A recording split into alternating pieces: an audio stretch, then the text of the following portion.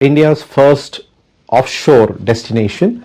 Technically, it's outside the foreign exchange area, outside the FEMA area, meaning it is considered as offshore outside the shores of India.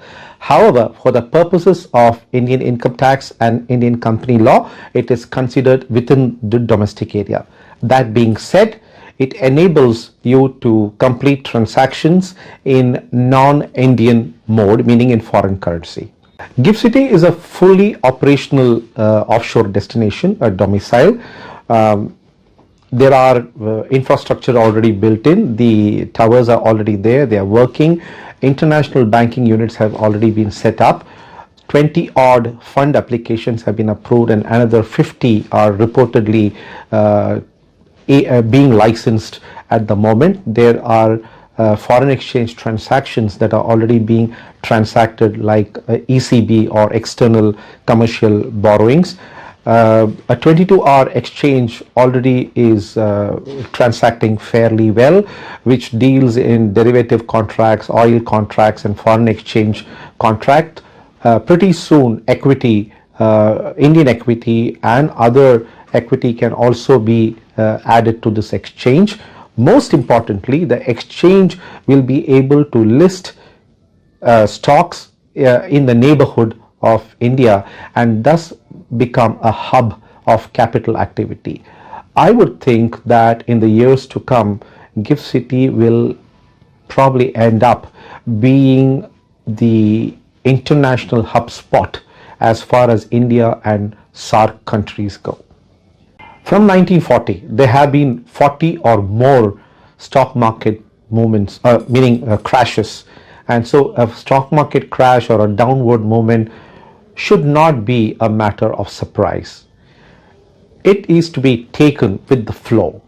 What is very important is for being patient, and times are such that it calls for patient investing.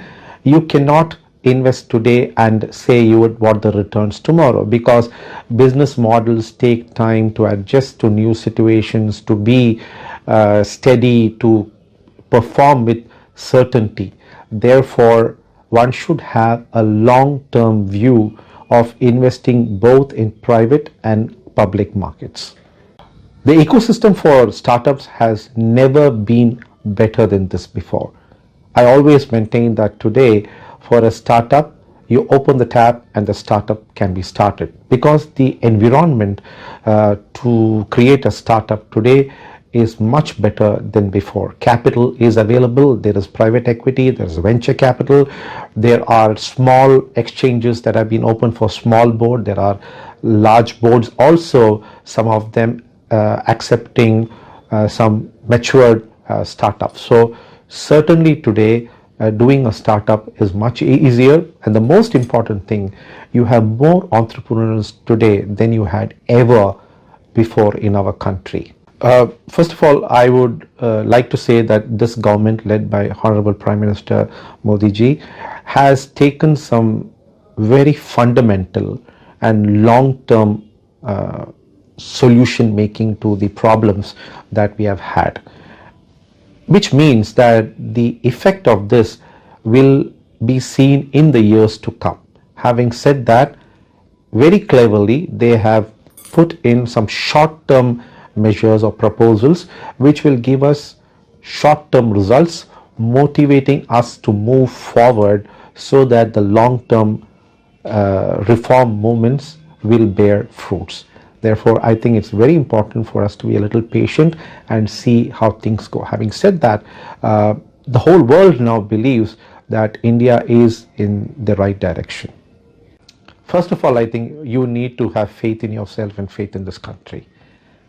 I can see that the next 25 years are going to be golden period of governance, period of digitization, period of disclosures, and besides, as you would have seen after Corona, the economy has a sharp rebound.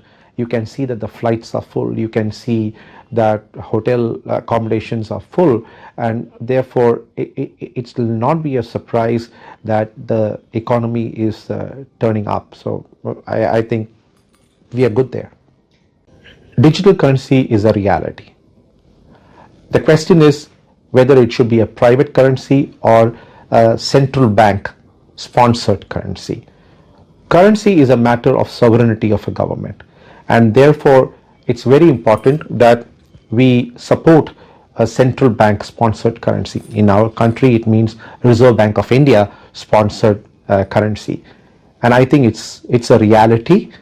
You can't keep cutting trees to print 500 rupee notes and 2000 rupee notes or 10 rupee notes. In fact, the cost of production of a note is higher than the denomination itself. Therefore, it makes sense to go into a digital mode. Not only that, a digital currency helps in checking the volatility of M3 movement, which is known as the volatility of the currency. Intervention is easy, and more importantly, it is very helpful in monitoring terrorism and narco-terrorism. So I talked to you about what we have, what is happening in GiftCity. Now, just to focus a little more on what we have done in GiftCity, and I'm very happy and proud of our involvement in GiftCity in terms of support. We in Basis have been able to use our international exposure, international experience of being in this industry for 25 odd years to bring on suggestions to the GiftCity authorities as players in the market, and we have made some constructive suggestions to the GiftCity authorities, and I'm very happy to say that many of the suggestions have been very nicely accepted by them, and very proactively and with a great deal of speed. And I must tell you that some suggestions have been accepted within a quarter. For a regulator to accept suggestions within a quarter is a matter of great speed, and I must thank the GiftCity authorities to have accepted some of the suggestions that we made, and which are fundamental in nature and which puts us on par with the other domiciles in the world.